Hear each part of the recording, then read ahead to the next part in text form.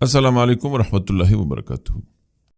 ناظرین، آنے والے 22ویں ایپیسوڈ کے تیسرے ٹریلر کا 5واں منظر بظاہر سکون اور خوبصورتی سے بھرا ہوا ہے، مگر اس کے اندر چھپی ہوئی کہانی، درد، تنہائی اور اندرونی ٹوٹ پھوٹ کی ایک گہری تصویر پیش کرتی ہے۔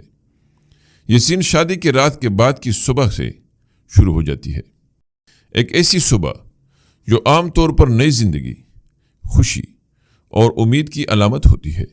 محل کی کھڑکیوں سے سنہری سورج کی کرنیں آہستہ آہستہ اندر داخل ہو رہی ہوتی ہیں، جو ایک نرم روشنی کے ساتھ پوری ماحول کو روشن کر دیتی ہے، مگر اس روشنی کے باوجود دلوں میں اندھیرا چھایا ہوا ہے۔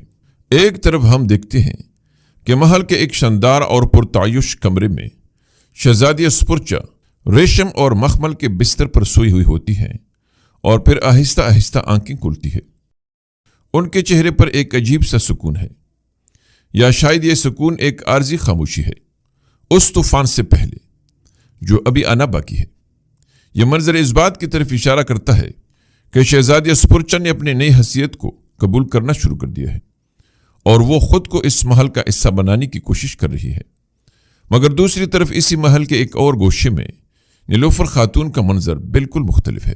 وہ اپنے نومولود بیٹے کے پاس بیٹھی ہے، مگر ان کی آنکھوں میں نیند نہیں، صرف تکن، دکھ اور بے شمار سوالات ہیں۔ ان کے چہرے پر رات بھر جاگنے کے آثار واضح ہیں، جیسے وہ پوری رات سوچتی رہی ہو، اپنے دل کو سمجھاتی رہی ہو، مگر کسی نتیجے پر نہ پہنچ پائی ہو۔ یہ وہ لمحہ ہے جہاں دو دنیایں ایک ہی محل میں موجود ہوتی ہیں، ایک طرف نئی دلہن کی خاموش شروعات اور دوسری طرف ایک پرانی محبت کی خاموش ٹوٹ پھوٹ۔ یہ سین ایک بہت بڑی پیشن گوئی کرتا ہے۔ ایسا لگتا ہے کہ آنے والے ایپیسوڈ میں نیلوفر کی یہ خاموش تکلیف ایک بڑے رد عمل میں تبدیل ہو سکتی ہے، کیونکہ جب درد حد سے بڑھ جائے تو وہ یا تو انسان کو توڑ دیتا ہے یا پھر اسے بدل دیتا ہے۔ یہ بھی ممکن ہے کہ اسپرچا کا یہ سکون زیادہ دیر قائم نہ رہے، کیونکہ محل کے اندر موجود کشیدگی جلد ہی اس کی زندگی کو بھی متاثر کرے گی۔ یہ منظر ہمیں یہ بھی دکھاتا ہے کہ ایک ہی چھت کے نیچے رہتے ہوئے بھی لوگ کتنے مختلف حالات سے گزر رہے ہوتے ہیں۔ کوئی نئی امید کے ساتھ جاگتا ہے اور کوئی ٹوٹے دل کے ساتھ رات گزار کر صبح کا سامنا کرتا ہے۔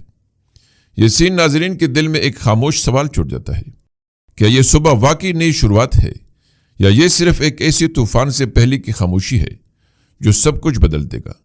ناظرین، چھٹا منظر ایک نہایت باریک مگر خطرناک موڑ کی طرف اشارہ کرتا ہے، جہاں الفاظ تلوار سے زیادہ گہرے زخم دینے لگتے ہیں اور خاموشی کے پیچھے چھپی نیتیں آہستہ آہستہ ظاہر ہونا شروع ہو جاتی ہے۔ اس سین میں ہم دیکھتے ہیں کہ محل کے ایک حصے میں شہزادی اسپرچا اور گونجا خاتون ایک ساتھ موجود ہیں۔ فضا بظاہر پرسکون ہوتی ہے، مگر اس سکون کے پیچھے ایک غیر محسوس کشیدگی موجود نظر آتی ہے۔ اسپرچا کے چہرے پر ایک خاص قسم کا وقار اور خود اعتمادی نظر آتی ہے۔ ایسا لگتا ہے جیسے وہ اب صرف ایک مہمان یا دلہن نہیں، بلکہ اپنی حیثیت کو پہچان چکی ہے۔ اس کی آنکھوں میں ایک سرد چمک ہوتی ہے، جیسے وہ حالات کو سمجھ کر اب خود کو ان کے مطابق ڈال رہی ہو۔ وہ آہستہ مگر نہایت واضح اور اثر انگیز لہجے میں گونجا خاتون سے مخاطب ہو کر کہتی ہے، اورحان بھی کسی عام حاکم کی بیٹی سے نہیں، بلکہ ایک عظیم رومی بادشاہ کی بیٹی سے شادی کر رہے ہیں، اور جب آپ یہ بات سمجھ جائیں گی تو ہمارے لیے سب کچھ منظم کرنا آسان ہوگا۔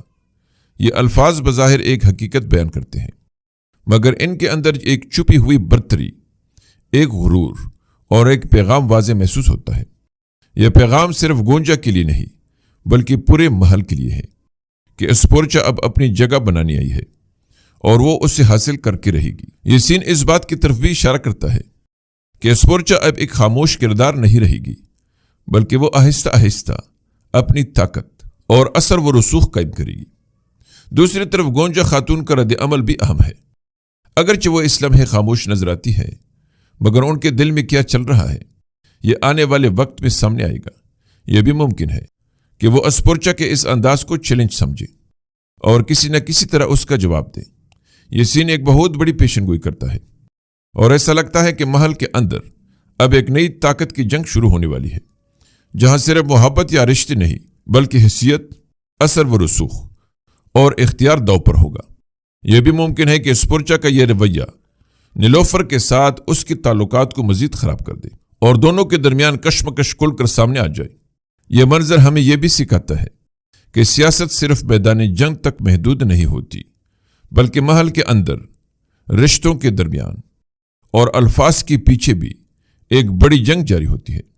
یہ سین ناظرین کے دل میں ایک سوال چھوڑ جاتا ہے کہ اسپورچا واقعی محل کو اپنے مطابق ڈال لے گی، یا اس کا یہی اعتماد اس کے لیے سب سے بڑی آزمائش بن جائے گا۔ آخری منظر ایک ایسا لمحہ پیش کرتا ہے جہاں جذبات اپنی انتہا کو پہنچ جاتے ہیں اور محبت، درد اور فرض ایک دوسرے کے سامنے کھڑے نظر آتے ہیں۔ اس سین کا آغاز ایک نہایت خاموش اور بوجھل فضا سے ہوتا ہے۔ ہم دیکھتے ہیں کہ نیلوفر خاتون اپنے ننھے بیٹے مراد کے سرہانے بیٹی ہیں۔ ان کی آنکھوں سے خاموشی سے آنسو بہہ رہے ہیں، مگر ان آنسوں میں صرف دکھ نہیں بلکہ ایک گہری بے بسی اور ٹوٹا ہوا اعتماد بھی شامل ہے۔ ان کے چہرے پر وہ کیفیت صاف نظر آتی ہے جو ایک ایسے دل کی ہوتی ہے جو بہت کچھ سہ چکا ہو مگر اب برداشت کی حد کے قریب پہنچ چکا ہے۔ یہ وہ لمحہ ہے جہاں ایک ماں، ایک بیوی اور ایک عورت تینوں ایک ساتھ ٹوٹی ہوئی محسوس ہوتی ہے۔ اسی دوران اورہان کمرے میں داخل ہوتا ہے۔ اس کے چہرے پر نرمی نہیں بلکہ ایک سختی، ایک فیصلہ کن سنجیدگی ہوتی ہے، جیسے وہ اپنے دل کو پہلے ہی قائل کر چکا ہو کہ اسے کیا کہنا ہے۔ وہ نیلوفر کی طرف دیکھتا ہے اور پھر ایک ایسے لہجے میں بات کرتا ہے جو نرم بھی نہیں اور مکمل طور پر بے حس بھی نہیں، بلکہ ایک حکمران کی مجبوری کو ظاہر کرتا ہے۔ وہ کہتا ہے، میں نے اپنی پوری زندگی ریاست کے لیے وقف کر دی ہے۔ میری محبت بھی، میری زندگی بھی اور میرا نکاح بھی، سب کچھ اسی سلطنت کے لیے ہے۔ یہ الفاظ سننے میں سادہ ہیں مگر ان کے اندر ایک بہت بڑی قربانی چھپی ہے۔ یہ وہ لمحہ ہے جہاں اورہان ایک شوہر کے طور پر نہیں بلکہ ایک سلطان کے طور پر بول رہا ہے۔ وہ اپنی ذاتی خواہشات، اپنی محبت، حتیٰ کہ اپنے رشتوں کو بھی ریاست کے مفاد کے تابع کر دیتا ہے۔ مگر سوال یہ ہے، کیا ہر قربانی درست ہوتی ہے؟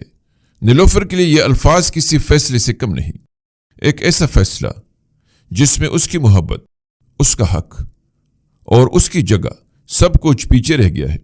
یہ سین ایک بہت بڑی پیشن گوئی کرتا ہے اور ایسا محسوس ہوتا ہے کہ اب نیلوفر کے اندر کا درد خاموش نہیں رہے گا بلکہ وہ کسی نہ کسی صورت میں ظاہر ہوگا، چاہے وہ بغاوت ہو، دوری ہو یا کوئی ایسا قدم جو سب کو حیران کر دے۔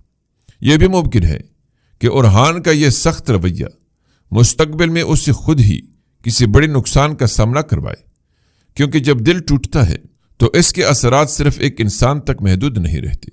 یہ منظر اس بات کی طرف بھی اشارہ کرتا ہے کہ اب کہانی ایک ایسے مرحلے میں داخل ہو چکی ہے جہاں ہر فیصلہ کسی نہ کسی قربانی کا تقاضا کرے گا۔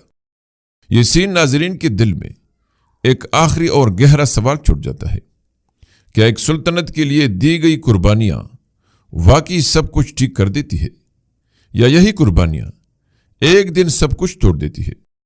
ناظرین، امید ہے کہ آپ کو ہماری یہ ویڈیو ضرور پسند آئی ہوگی، اس لیے لائک ضرور کیجیے۔ ملتے ہیں اگلی دلچسپ اور معلوماتی ویڈیو میں، تب تک اللہ نگہبان۔